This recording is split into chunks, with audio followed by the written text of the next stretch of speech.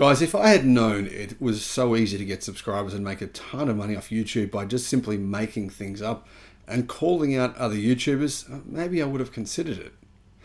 Uncle Tony apparently says that I've made up this whole fire thing. He says the Electric Viking has created a false narrative by saying that a diesel-powered vehicle is what started the fire that burnt down 1,500 vehicles, created a massive fireball. I'm talking an insane. It was so damn hot they needed more than 100 firefighters and they couldn't even control this blaze. Anyway, it collapsed a multi-story concrete car park, incinerated all these cars, and apparently it was caused by a non-existent EV. However, if you're currently subscribed to the YouTube channel Uncle Tony's Garage and you listen to this guy's videos and take him seriously, then my friends, that's extremely sad. Why is it sad? Well, here's some facts. The car fire that started the 1,500, as in 1,500 cars that burnt themselves to the ground and in the process made an entire massive concrete parking garage, I'm talking a multi-story building, collapse on itself. Well, that fire was caused by a diesel car.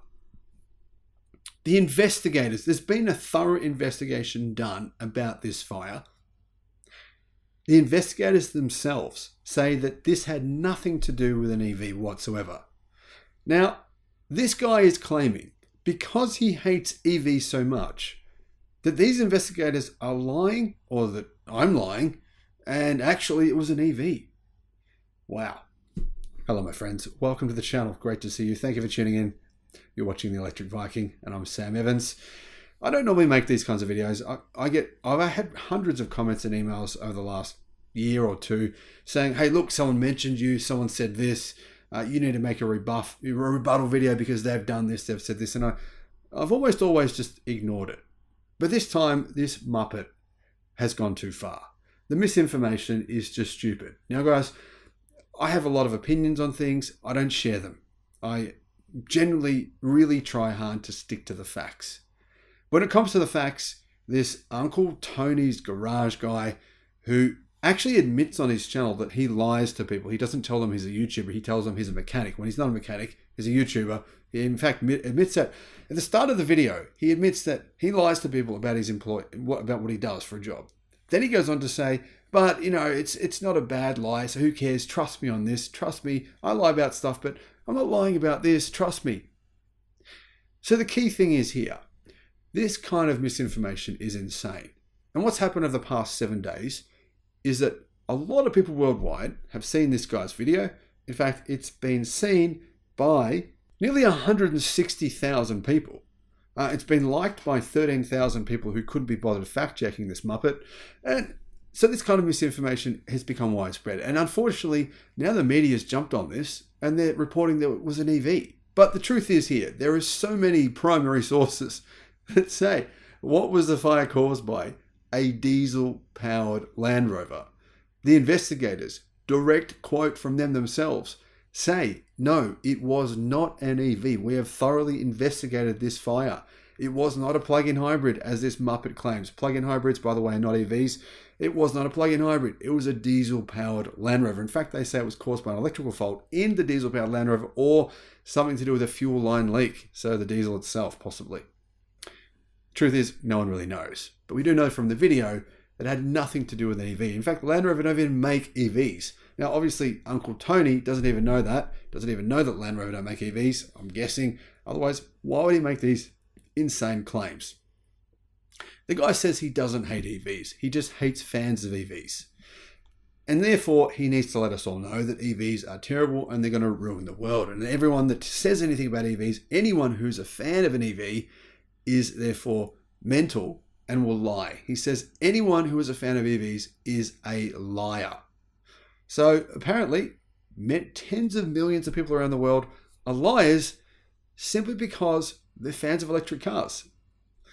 Anyway, this stuff is all pretty insane. However, looking at the fire incident, I Googled this incident, I looked at primary sources, I found lots of different articles, and Essentially, all of this leads me to one conclusion. YouTubers are desperate for you to click, and they'll basically say absolutely anything, even if the facts say otherwise. Now, 100 firefighters spent 12 hours battling this inferno. All right, it was enormous. Now, if you look at the images here, you can see it was an insane fire. Would have been scary, I think, just to be a firefighter at this blaze, which obviously you can see these concrete floors, massive concrete floors have just collapsed. The entire structure has collapsed on itself. Not a single one of the 1,500 cars that were burnt is salvageable.